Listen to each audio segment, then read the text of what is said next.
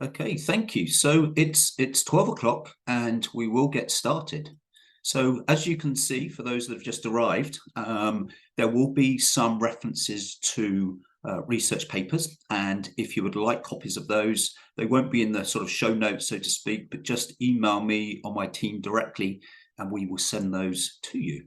There'll also be time for questions afterwards. For me, it's a very interesting topic. So I hope there will be lots of questions towards the end, but if you could save those to the end of the webinar, that would be much appreciated.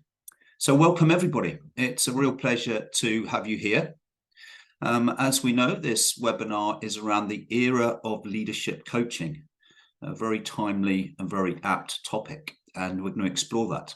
Before we do so, what I'd like to do is just give you a little bit of background about myself, so you know who the speaker is, and give you a flavour, I guess, of the style and what to expect. So Trent Vance, I've been coaching for over 25 years now, and I've worked extensively across many organisations, across many levels, primarily helping individuals and teams, but also helping organisations to create a coaching culture, which again is very contextual for our topic here, because I very much see the challenge that's ahead of us as leaders, as creating those coaching cultures and developing leadership coaching.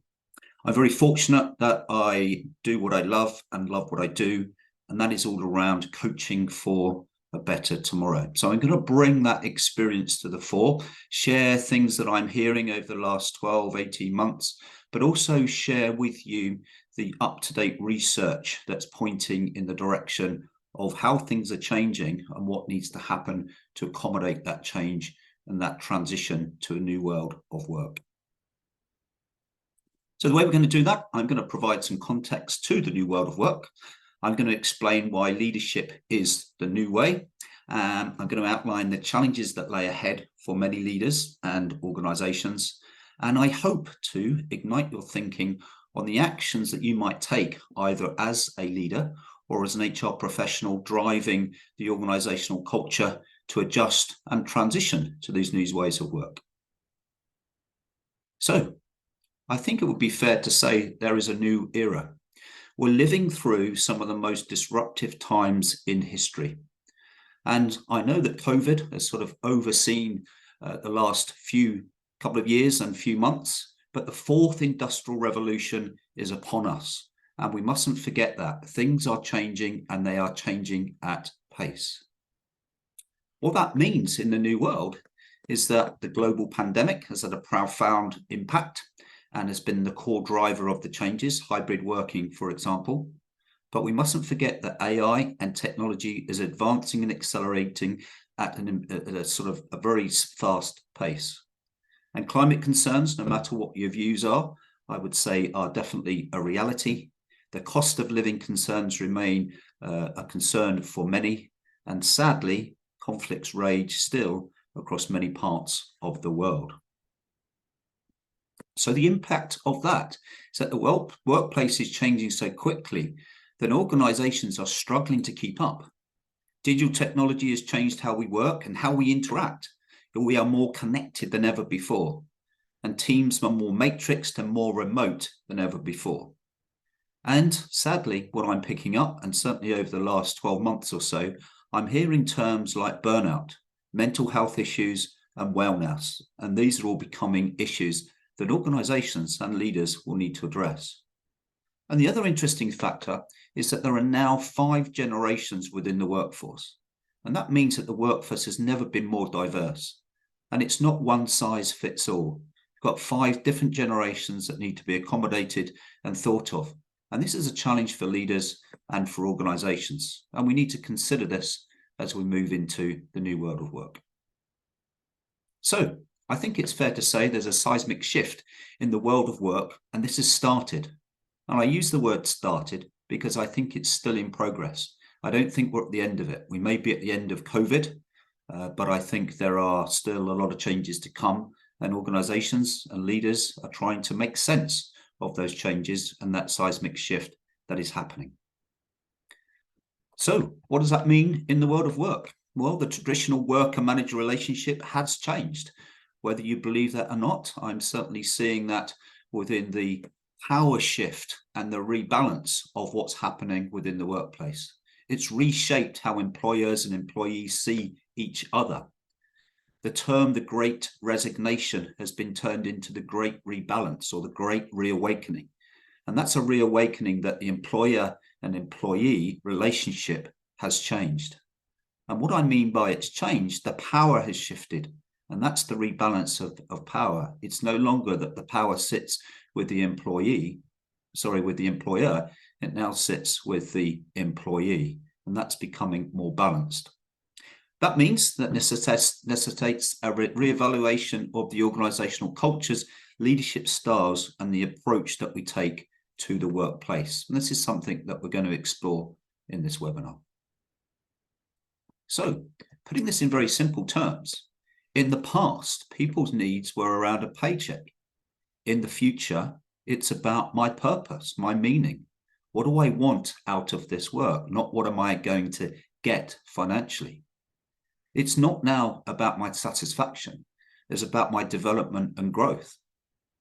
I don't see it just as a job. It needs to be part of my life and linking that in with purpose and meaning. It's not just about my annual review. I want ongoing conversations. I want positive strokes. I want ongoing feedback so I know that I'm doing well and where I can adjust my game to bring my best self to the workplace. I don't want you to focus on my weaknesses. I want you to help me not only focus on my strengths, but also develop my strengths and allow me to be and play my best game. And the major shift, which we're going to look at in this webinar, is I don't want you to be my boss or my manager. What I need you to be is my coach, my mentor, my counsel, so I can go there for guidance and direction and support and development. So these are the changes that are happening, I guess, at a local level and changes for individual leaders. So we enter the era of leadership coaching. We enter a phase of leaders having to be different. And what do I mean by that being different? Well, what I would say is that the leadership coaching era is a shift from just leading to coaching, but also the shift requires us to move from not just leading and managing, but also to lead, manage, and coach. And I would say that as line managers, which is an interesting term in itself, we wear three hats: one of leader to give direction and the what and the why. We wear the hat of manager, so articulating the rules of the game. And we wear the hat of the coach, so helping me play my best game. And in the past, it used to be that it was leadership management on the left-hand side. So I would lead, but I would manage, and that's how things would get done. And in the center, you can see there's performance. I would help you perform by managing, sticking to the rules and telling you how to do things. If you like, very much a command control approach. But now people are pushing back to that. What they don't want is being told what to do. They want to be coached. They want to be guided. They want to be developed. And so what we're seeing to achieve that performance, not just for the organization, but for me, is an era of leadership coaching. And interestingly, when I ask leaders, with many that we work with, which hat, if you like, if you look at these as three different hats, which hat do you wear most? The answer is 80% of the time, I wear my management hat. I wear my hat of management so that I can use my authority and power to get things done. Now, if you think about that, if we draw a line down the center and we see that as the power line, if leaders are using that power 80% of the time, then what they're doing with individuals is they're disempowering them. And if they're disempowering them, then they're stopping them from thinking. They're stopping them from taking ownership. They're simply telling them what to do. And people wait to be told what to do. That creates a very reactive environment. And that's not great, because we're living in a very agile, adaptive, fast-moving world where things need to happen quickly rather than waiting to be told what to do. So when we move over to the leadership coaching side of things, we're actually empowering individuals, giving people responsibility and ownership. But this is a real challenge because this is a mindset shift from leadership management to leadership coaching. And it's not simple to just start coaching and learn the skills of coaching. Leadership coaching is a mindset. It's not just a skill set. And we need to make sure that we can support leaders and those that they lead to make that transition. And more on that later. The other challenge that we face within the new world of work is that right at the heart of this, as I said, was performance. But what I've noticed is that performance is not just performance as it was. And it's not now high performance because we're just struggling to survive, let alone thrive. But our seniors and organizations and other stakeholders require high performance. So what I'm hearing a lot of leaders talk about is, how do I sustain that performance? How do I create sustainable performance? How do I keep going through the challenges times and adjust to these new ways of operating? So I think there are three areas, not just leadership coaching, which I think will need to become the focus and will need to become the default rather than the 80% management. But I very much see that there are three, if you like, three hats that a line manager needs to wear. And I call this the three-legged stool of performance, or sustainable performance, where we need to lead, manage, and coach. But the challenge comes that we need to move from leadership managing to leadership coaching. And that's the challenge that our leaders face in this new era and this new world of work. And I talked about sustainable performance. In the old world, and to some degree still in this new world, profit, the bottom line, was the core focus for many leaders and many organizations. And every organization to survive has to be profitable. It's a commercial organization. But what we're also finding from not only stakeholders, from also those that we lead, they're demanding that we focus on what's becoming called the triple bottom line. And that's people, profit, and planet. So the challenge that leaders will now have is not only to coach and lead people and make sure that people can be sustainable, but they will need to find approaches and ways of leading and ways of managing and coaching that make sure the planet stays sustainable, while at the same time the bottom line, the profit, stays sustainable as well. So the challenge is not only about shifting to new ways of operating, a new mindset, but it's also about refocusing on those outcomes that the organizations and key stakeholders will require.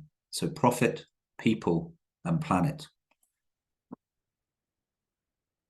And this, I would suggest, is a way of looking at what's at the heart of what leaders do, which is about driving sustainable performance for the planet, for people, and for profit.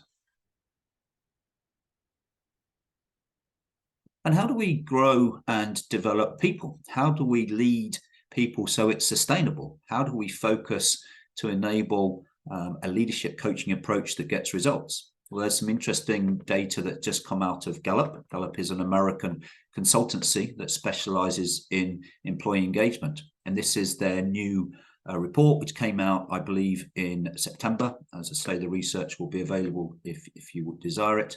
And they did a meta-analysis, which is a collection of number of research papers around people engagement and performance. And this was over 2 decades, so 20 years.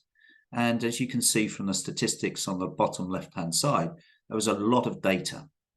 And what it showed is those individuals that were driving through a leadership coaching approach were able to have higher levels of engagement and performance from those that they led. And the numbers on the right, as you can see, are all extremely positive. So this is the impact and the return on the investment, not just on people, but if you like, on the profit and the sustainability of the business as a whole. And when you unpick their work a little bit further, they use a questionnaire called the Q12. And I've listed here the 12 questions that they ask. And just spend a minute or so just looking through these and thinking, is this leadership, management, or coaching? And my view is that most, if not all of these, I would say at least 90% of these questions require a leadership coaching approach, not a management approach.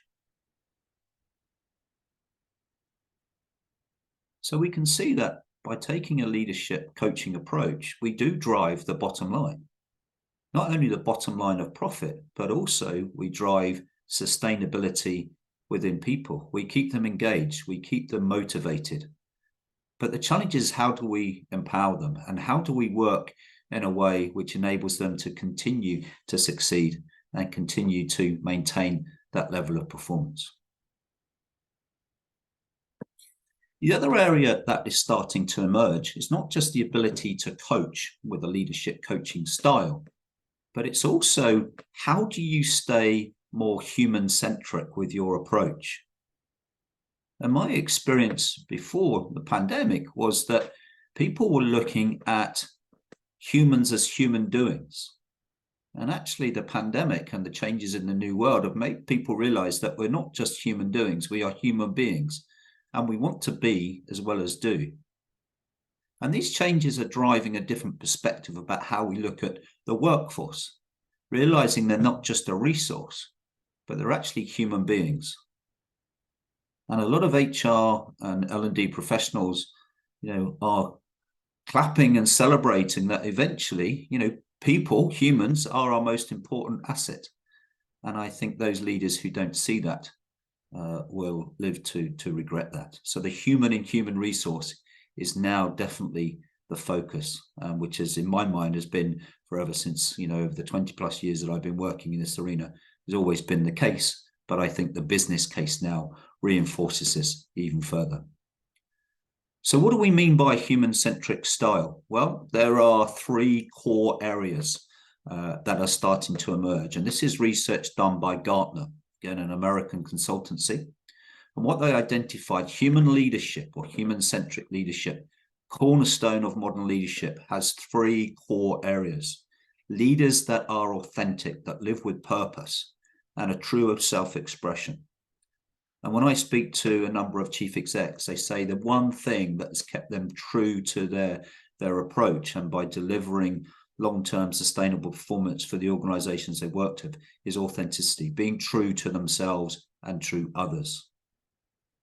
The other area is being empathetic, understanding the other person's perspective, the other person's world, seeing it from a selfless position, and understanding how to adjust that and accommodate to the individual that shows up, not just how you think it should be, not just driving or pushing a task, being task orientated, understanding that this task needs to be done, but that needs to be done through people, and understanding that people are humans and you need to empathize with the challenges and the emotions that they carry.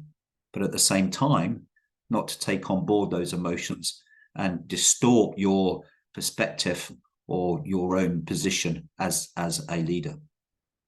And the third element of being adaptive, flexible, and agile, moving quickly. And the speed of change makes it very uncomfortable and very uncertain in where to move. So along with change becomes uncertainty and fear of failure.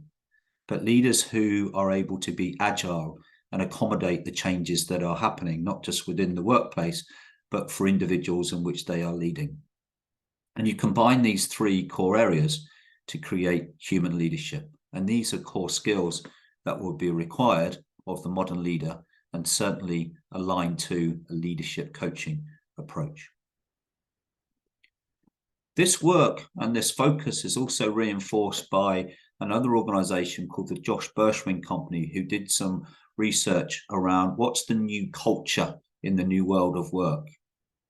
And you can see along the top where it's developing a growth mindset. The term I would use around growth mindset is a coaching mindset, a mindset that wants to be its best self, an organization and with individuals in it that want to show up and play their best game rather than play a game that is good enough. And there's a different mindset within those different mindsets. An organization with individuals who are purposeful and they believe in what they do. They don't just turn up because it's transactional, it's purposeful and meaning. There's effective communication and communication on a human level, and people feel supported, and there's trust that starts to develop. And when you start to get that trust and that rapport, then you start to get collaboration across a common purpose and common direction. And when you start to get collaboration, people start to appreciate the successes you're having and start to appreciate each other. And that obviously impacts our own well-being and our ability to continue to be sustainable and resilient in the work and the new world of work that we work in. The other consideration is not just about the leader. It's about those that you will lead, because they will need support too. And I'm always amazed when we work with organizations that the focus is always on developing the leaders. But we forget that coaching, leading is like a dance. We need to work with another party.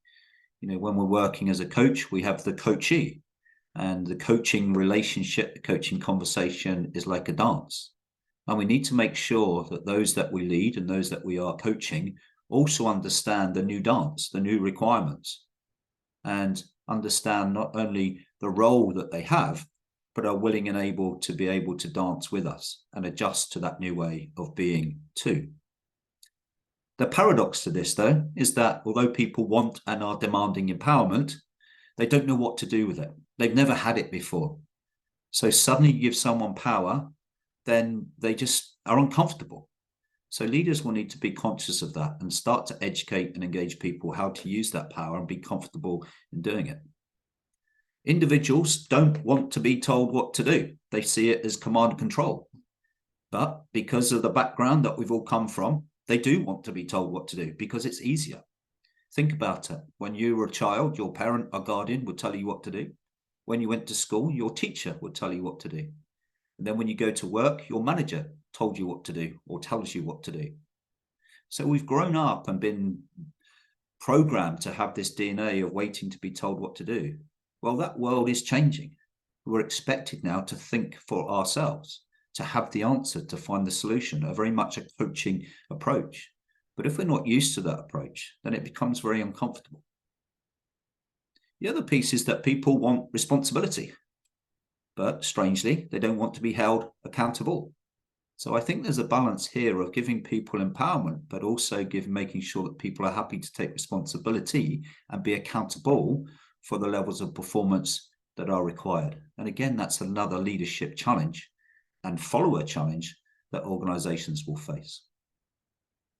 And the key driver here is to make sure that not only do we develop leaders as a leadership coach and coachability, but we also get those that are to be coached and those that are to be led, to be ready, willing, and able to adjust to these new ways of working. So for me, it's not just about creating a skill set or a mindset within your leaders. It's about creating coachability across your whole organization. So the challenges that lay ahead for leaders, and there are many, and it's not going to be easy. Transition to and succeed in the new world of work. We are not going to go back to the old way. Just because COVID is out the way, things aren't going to go back to how they were. Things have changed. And individuals will need support to transition to that new world of work. They will need to transform themselves. They will need to develop new skills, new mindsets, new ways of operating, a new operating system, not just for themselves, but help others, the coachees, those that they lead, to also to accommodate and know how to dance in this new world. And not only will they need to do that for individuals, they need to do that for team, for the whole organization, depending on the level in which you're operating. Not only will they need to transition and transform into something new, they'll also need to deliver not only on the profit, the commercial outcomes of the business, but they need to make sure that their people stay and are sustainable, and that they also, the activities that they undertake are sustainable for the planet and for society as a whole.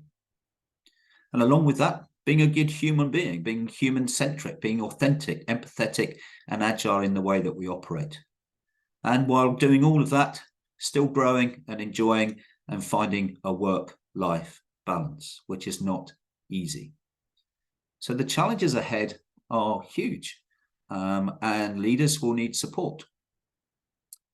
The other challenge, which is very interesting, and we need to take this into account, not just at an organisational level, but also for ourselves as leaders.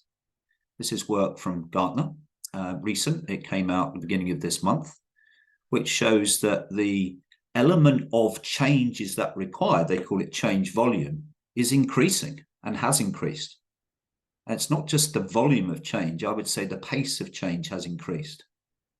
But because the way or the process, the time that we've had to go through and adjust to all these changes, then our willingness, our energy, our ability, our desire to want to change is reducing. So what they've identified in their research is what they're calling a transformation deficit. There's a real demand to change, but there's not a willingness or ability to change.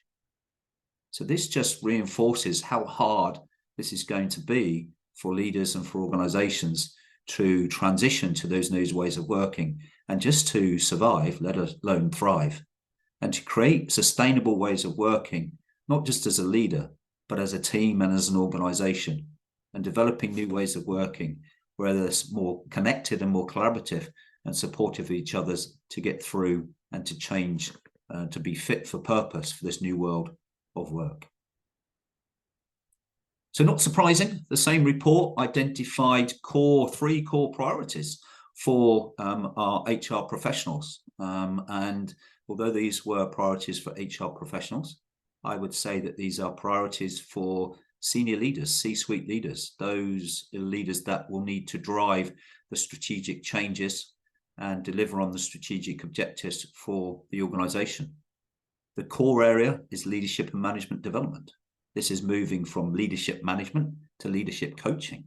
This is about developing new skill sets, new mindsets, new ways of operating, ways that will connect with the different generations and different challenges, being the manager, the coach, the counselor, the supporter through all the tough times that lay ahead and continue to be in place for individuals.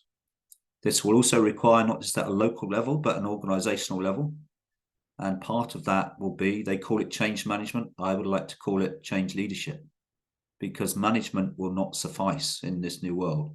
It will require excellent leaders, excellent coaching skills, and ability to transform literally themselves, others, and the organization. So these are the challenges that not only do we face as leaders in making that transition, but as organizations, and one could argue as society as well. So cometh the challenge, cometh coaching focused. We have worked with many organizations over the last couple of years to help them realign their approaches and develop that coaching capability, both for their leaders and for their coachees, their followers, and developing, if you like, a coaching culture to make sure that organizations stay fit for purpose and able to adapt and adjust to those new ways of working.